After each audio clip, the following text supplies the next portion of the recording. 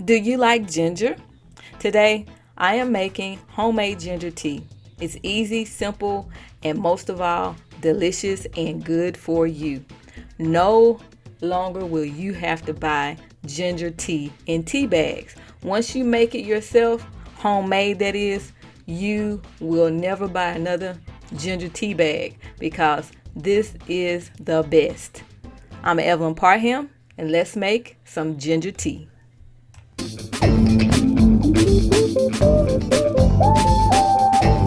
One of the first things that I do is I put water into my tea kettle, and I like to boil the water so that when I get ready to make the tea, that my water is already hot and ready to go. Here I am showing you how I am prepping my ginger. If you want to make 1 cup of tea, you use 1 inch of ginger. If you want to make 2 cups, you use 2 inches of ginger. I'm only using here 1 inch, but I need a little bit more because I'll talk about that a little bit later why. But this is how ginger looks, and it smells good. It's a warm type of spice. Here is my little piece of ginger, my 1 inch. I went and peeled it and got it all cleaned up. And now I am preparing my ginger. Here I am slicing my ginger, but I am going to roughly mince it. If I leave it like this, I don't get all the flavor that I want from the ginger.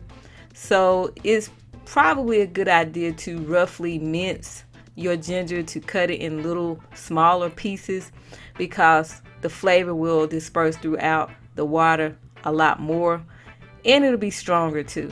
So just keep that in mind. I have it ready, and it's ready to go into the pot.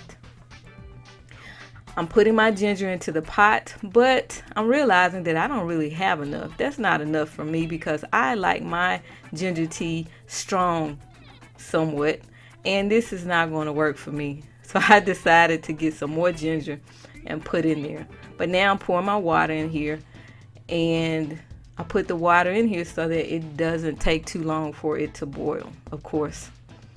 So I got me some more ginger, y'all. I didn't mince it. I just put big chunks in there, but I needed a little bit more because I know it's not going to be to my liking. So here I decided that, hey, I'm going to add me some cinnamon. So I threw in a little piece of a cinnamon stick, and this is what I have. While that's boiling, I want to share with you how I store my ginger. I freeze my ginger. I keep it frozen, and when I need it, I take it out and I use it. And that's how I store my ginger. I have no luck with storing it in the refrigerator. So here you see my tea is boiling, and you see the little cinnamon stick in there, and it smells good throughout the house. So now I'm getting ready to strain my tea, and I have my little strainer, and I am pouring my water with the ginger and the cinnamon into my owl coffee cup or teacup. And you see to the side I have some raw honey, and that is honey from a person that I know in South Carolina. She sent it to me, and they raise honey bees and sell honey, so I feel confident about my honey. So I put about 1 teaspoon of honey into my ginger tea, and I'm stirring it up here. And while I am doing that, I want to tell you some things about ginger. Ginger is one of the healthiest, delicious spices in the world. It is loaded with nutrients, and it has some powerful benefits for your body.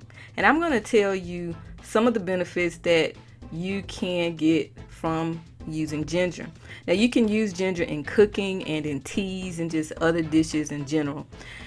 Ginger helps with nausea and morning sickness. It may reduce muscle pain. It's an anti-inflammatory type of spice, so it helps with arthritis. And it also helps lower blood sugar.